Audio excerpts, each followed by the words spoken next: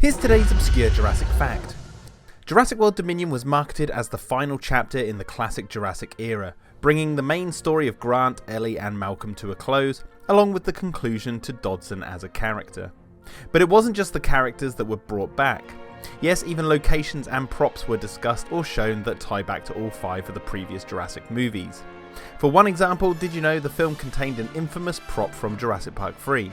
Yes, if you look closely during the scene where Alan and Ellie reunite, you can see the 3D printed Velociraptor vocal chamber from the 3rd Jurassic movie. This vocal chamber was used by Grant in the movie to help confuse the raptors and prevent them from causing harm to the humans. No. Call for help.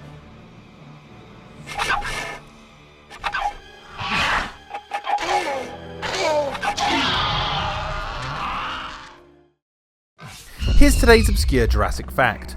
Jurassic Park the Ride opened at Universal Studios Hollywood on June 21st, 1996. It was massively popular and still is today.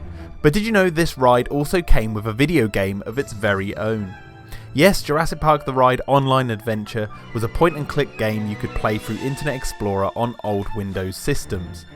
The story placed the player in the shoes of Director of Operations for Jurassic Park the Ride, who is still trying to escape the creepy maze of dark corridors in the compound with a Velociraptor hot on their tail.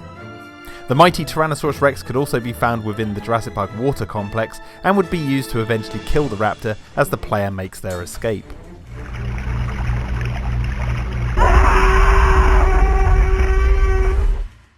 With the build-up to the release of Jurassic World Dominion, Universal Pictures released a viral marketing website called DinoTracker.com. It gave fans the opportunity to step into the world of Jurassic to follow the movements of dinosaurs around the globe via pictures and video clips. Oh my god! The name Dino Tracker would then go on to feature as a prominent wave in Mattel's toy line post-Dominion's release. But did you know the name Dino Tracker originates from all the way back in 1994? Yes, with Series 2 of Kenner's Jurassic Park toy line, a series of figures were released called the Dino Trackers, which featured original characters called Jaws Jackson, T-Rex Turner and Harpoon Harrison. The idea was they would be up against the evil raiders, Skinner and Dr. Snare, who are out to hunt the InGen dinosaurs. And to bring it full circle, the name Dr. Snare also appeared as an Easter egg within a viral marketing post put out by DinoTracker.com in 2022. Here's today's Obscure Jurassic Fact. In the 14 years between the release of Jurassic Park 3 and Jurassic World, many projects were put into production which ultimately never made it to light. One of which was an unreleased game by the creator of the original Trespasser, Seamus Blackley, which just so happened to bear the name Jurassic World.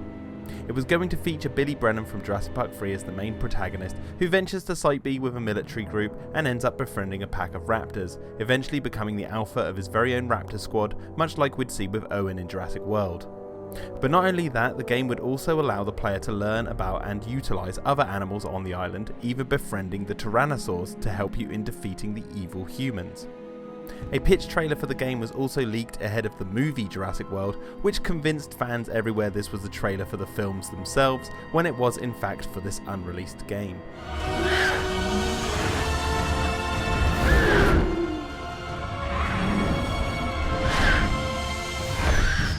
Jurassic Park 3 told the story of 2 desperate parents doing everything they can to save their son Eric, who has been trapped alone on Site B with InGen's dinosaurs for 8 weeks. In the final film there are several small details which give context to how Eric survived, however deeper details are left to the imagination. Be careful with that. T-Rex. It scares some of the smaller ones away, but it attracts one really big one with a fin.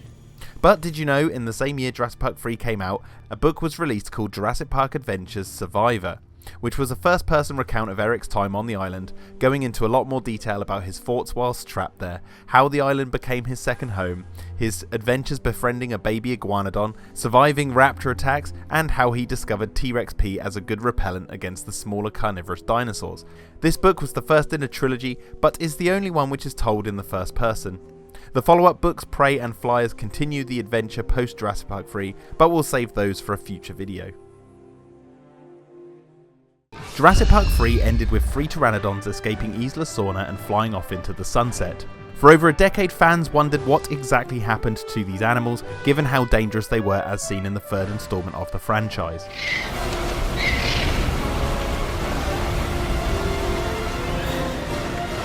Well, did you know in the run-up to the release of Jurassic World, the viral marketing website MazraniGlobal.com revealed Vic Hoskins led a team to capture these escaped pterosaurs which made landfall in Canada, resulting in Hoskins being hired to redevelop InGen's security division. Fans wondered whether we'd ever see this incident involving the Pteranodons in live action, and then in 2022, with the release of DinoTracker.com, the viral marketing website for Jurassic World Dominion, a hidden Easter egg revealed found footage of this incident taking place, finally bringing back these iconic prehistoric animals to the screen after 21 years.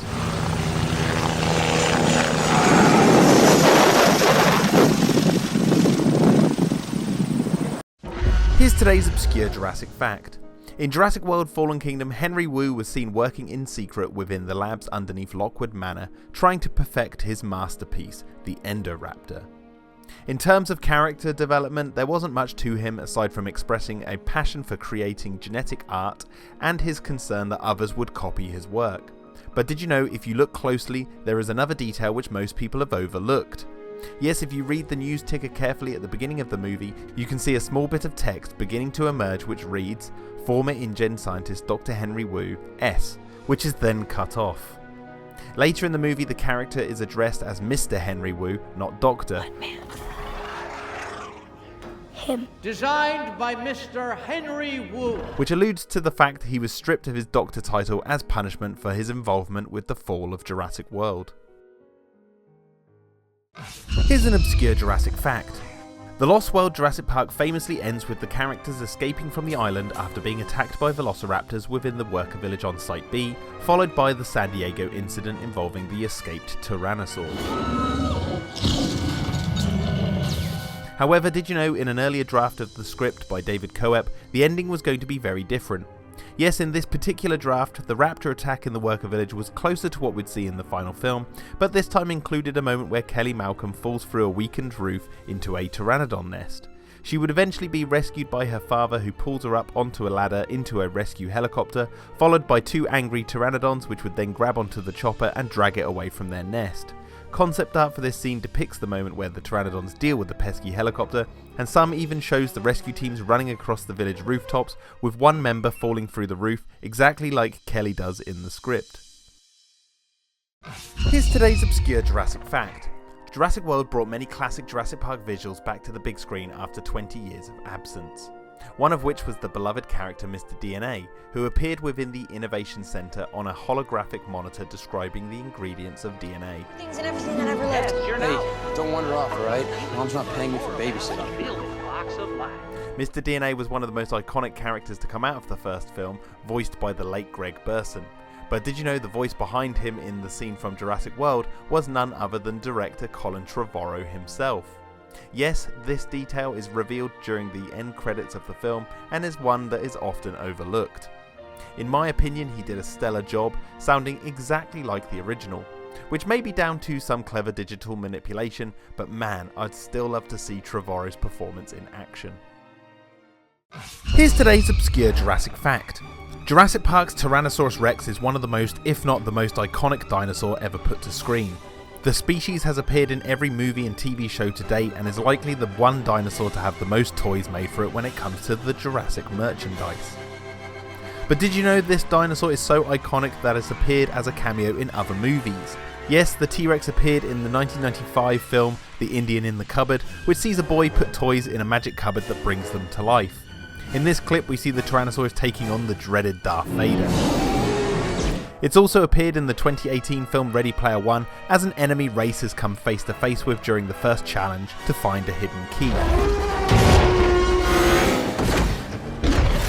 And in the 1996 action film Daylight, a group of people get trapped in an underground tunnel after an explosion. A shot from the fallout of the explosion focuses on a Kenner Red Rex that has been half melted. Oof. Here's an obscure Jurassic fact for you. The opening scene of Jurassic World Fallen Kingdom is widely regarded as one of the best openings to any Jurassic movie to date. It involves a moment where a small mercenary team are trying to extract Indominus Rex DNA from Isla Nublar when their helicopter is attacked by the Tyrannosaur. In one moment, the dinosaur bites onto the ladder and plays tug of war with the copter as it struggles to pull away. Well, did you know this idea of a Tyrannosaurus attacking a helicopter was originally planned for the first movie? Yes, in an early script from March 1992 by Jurassic Park creator Microceratus himself, the ending would see the Tyrannosaur following the survivors to their extraction point at the helipad, whereabouts it would bite onto the skids of the copter until Ellie blasts a fire extinguisher into the animal's face, forcing it to let go. This idea of a Rex attacking a helicopter was also utilised in Jurassic Park the game from 2011. Here's today's Obscure Jurassic Fact. Universal Studios' Halloween Horror Nights Jurassic Park event named Project Evolution took guests through a destroyed base on Site B where they would come face to face with velociraptors and human dinosaur hybrids made by one Dr. Burton. But did you know another crazy creature was also included in the roster of monsters guests could meet? Yes, introducing the Grebnadu, a sea serpent type hybrid made of a sea snake, an octopus, anglerfish, and various other unspecified aquatic animals. It was designed by an effects artist called Jim Udenberg, who took his surname and reversed it to name the creature the Grebnadu. He was directed by the studio to be inspired by the graboids from Tremors for its design, and had several made, including one giant version which he keeps at home. This insane looking hybrid would scare guests by popping out at them during the tour, and truly makes for one of the most unique looking monsters to feature in anything related to Jurassic Park. After 20 years since Jurassic Park, Isla Nublar looked very different with the inclusion of a fully functioning theme park in Jurassic World. It was introduced with a glorious sweeping shot of Main Street and the Hotel Lagoon area, and then moved on to introduce the character Claire inside the control bunker. Audiences would then see the other attractions throughout the rest of the movie, but did you know this initial intro scene to the park was much longer in the storyboards? Yes, thanks to storyboard artist David Lowery, released online in an interview with Jurassic Time, we can see that the intro was originally planned to have a grander montage of shots showcasing many of the attractions and prehistoric animals they had on display. These included an underwater submarine ride to see things like plesiosaurs, a Brachiosaurus valley with observatories, and a Gallimimus valley where guests could view the Tyrannosaur hunting in the wild. It's unknown how deep some of these ideas went within production, and judging by the final film, it would seem they just wanted to keep the intro to the park short to help build anticipation for seeing the dinosaurs. But no doubt it would have been awesome to see these scenes had they made it into the final film. Here's today's Obscure Jurassic Fact. One of the most iconic and most recognisable things to come out of the Jurassic World movies was the character Owen Grady's hand gesture, which he used to help delay an imminent attack from his velociraptors. In Jurassic World Dominion, he used it to help calm a Parasaurolophus, to hold back an Atrociraptor, and used it reflexively when he found himself trapped between a Carnotaurus and an Allosaurus to no success. Later in the movie, Alan and Maisie also used this technique to confuse Beta, giving Owen the opportunity to trank the infant raptor. But did you know, in a behind the scenes clip, actor Chris Pratt gave context to exactly how this hand gesture works. You must first assume the position of a raptor. Now a raptor is a giant animal that has a long neck and a head that can bite. So this is the head. Now you need to also lock eyes. So what you do is you turn your eye just on the inside of the C that you make with your hand. So when it looks at you, it sees a head looking at it. And you need to be able to bark and make sounds and make your body as big as possible. Let it know that I'm bigger than you. Personally, I would have loved the scene in the films themselves going into the logic behind this iconic hand gesture, because I think it's a grounded approach to the relationship between humans and dinosaurs in the series. But it is nice to see it described to some capacity in this clip. Here's today's Obscure Jurassic Fact. The ending of The Lost World shows John Hammond on the news discussing his wishes for Isla Sorna to be protected and the dinosaurs to be left alone to flourish. The final shot showing the dinosaurs all living peacefully on the island. But did you know this final shot may have been intended to be a dream sequence of sorts, predating the first dream sequence in the movies, the talking raptor from Jurassic Park 3. Alan! Alan! Yes, this last moment from The Lost World may have been designed to be a dreamlike sequence rather than a literal one.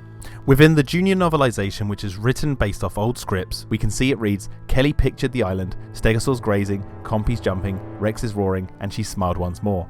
So as we can see, it reads Kelly pictured, which means she's visualising the situation in her head. And if we look at another early script by David Coep, we can see it also describes the end moment as a dream, as Malcolm discusses the nature of reality.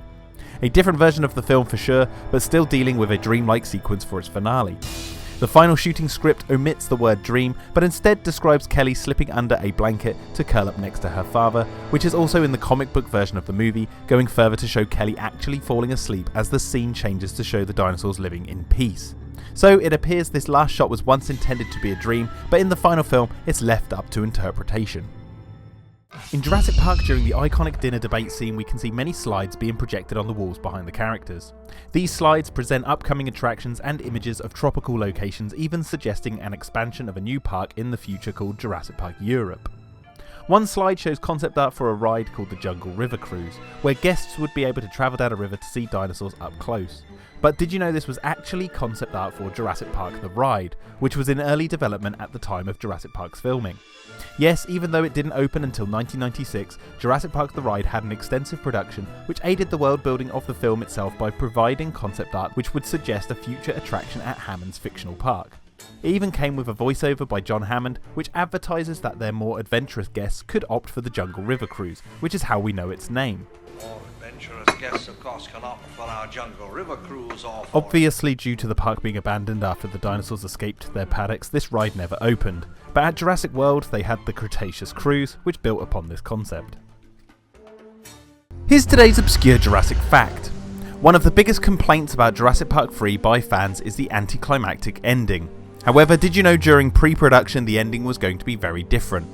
Yes, in an early version by Peter Buckman, the final climax of Jurassic Park 3 would see the US government finding the crashed plane on Sorna via satellite imagery, followed by the decision to carpet bomb the island to make the dinosaurs extinct again. When the military arrive, the survivors are spotted running in amongst a stampede that is caused by the arrival of their helicopters, and the humans are rescued.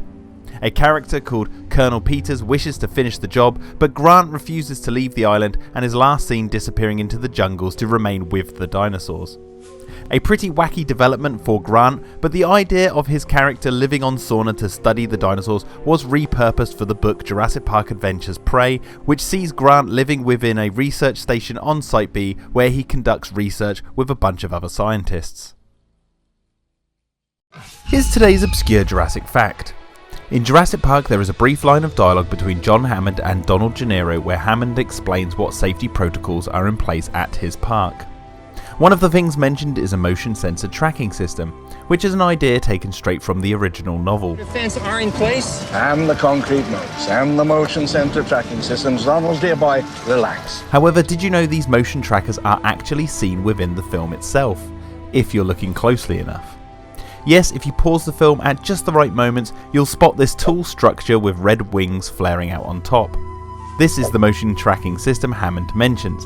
Concept art was also made for these structures, but there is very little information on exactly how these worked within the Jurassic canon. In the original Jurassic Park novel, it describes the entrance of the visitor centre containing a life-size robotic Tyrannosaurus, instead of the fossils as seen in the film. Well, did you know for the ending of Jurassic World, there was a plan to have a robot Tyrannosaur be destroyed by the Indominus Rex? Yes, this scene was planned to take place during the moment when Claire releases the real Tyrannosaur to take on the hybrid. In this version, the Indominus would be fighting off the Velociraptors when a robotic T-Rex would burst out from the waterfall, much like what happens on Jurassic Park The Ride. Spooked by the sudden appearance of this artificial dinosaur, the Indominus would then go on to bite the head clean off the robot. Spielberg and Trevorrow both agreed to cut this moment in fear that audiences would read it as a jab at practical effects. Do you think that scene in itself was a metaphor for what's happening with animatronics? Yeah, you know, it was the right choice, and it was something that Stephen pointed out. I just love the idea of a dinosaur biting the head off a robot. I love that too. I was like, that's so sweet. You know? Here's today's obscure Jurassic fact. The Mr. DNA sequence in Jurassic Park is one of the most iconic moments from the original film. The sequence briefly explains to both the audience at home and the characters in the film how the scientists at Jurassic Park were able to bring the dinosaurs back from the dead. However, in the film, the show cuts off just after the dinosaur hatches and then moves on to Hammond pushing the tour along so Grant and the others can see more of the magic behind the park. Of course, a march or something hadn't been written yet, and then of course the tour moves on. But did you know, thanks to a pencil test of the Mr. DNA animation being released online, we can finally see how this animation was supposed to end. And now, we can make a baby dinosaur.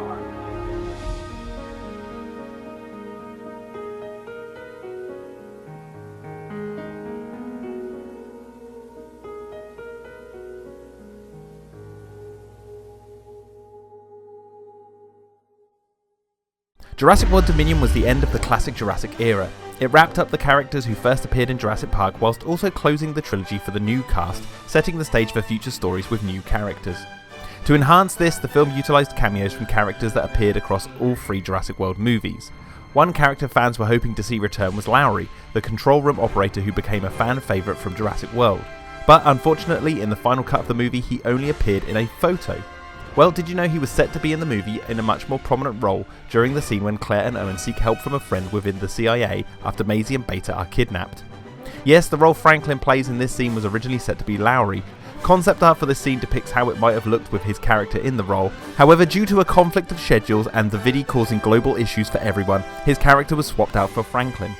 Personally, I would have loved to have seen Lowery in this scene, but with massive productions like Jurassic World Dominion, not everything goes according to plan.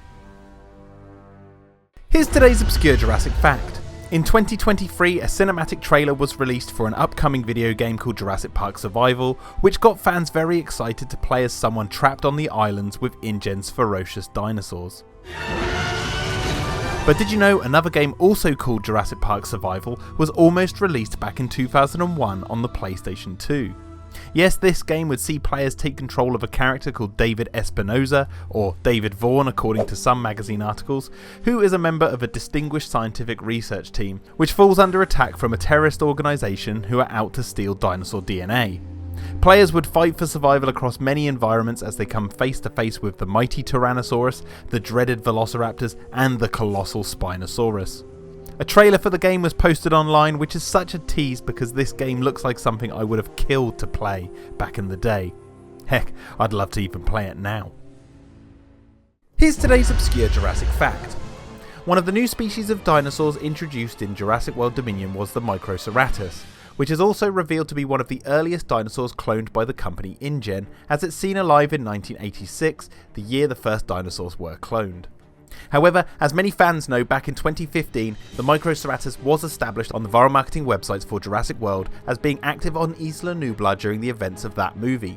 Yet, when watching Jurassic World, one might be convinced that it's not on Nublar, given there's no direct evidence in the film to suggest it's on the island, unless you're looking at behind the scenes images or, as mentioned, the online marketing. But what if I told you there is on-screen evidence in the final film?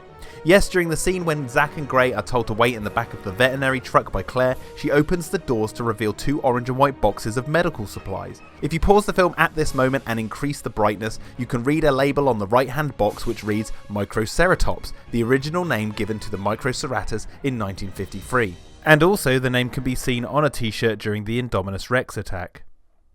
Here's today's Obscure Jurassic Fact. Jurassic Park's Tyrannosaurus has the most iconic look of any dinosaur from pop culture.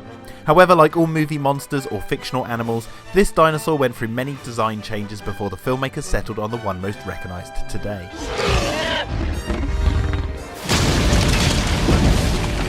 Yes, back in the earliest days of pre-production, Steven Spielberg was toying with the idea that the dinosaurs would show more amphibian-like features in their designs due to the frog DNA added to their genomes. The late artist Tim Lawrence was tasked with creating several sculptures of the T-Rex with this idea in mind, for a conference with Steven Spielberg himself. As you can see, the Tyrannosaur looked more monstrous and more frog-like in these sculptures compared to what we got in the final movie.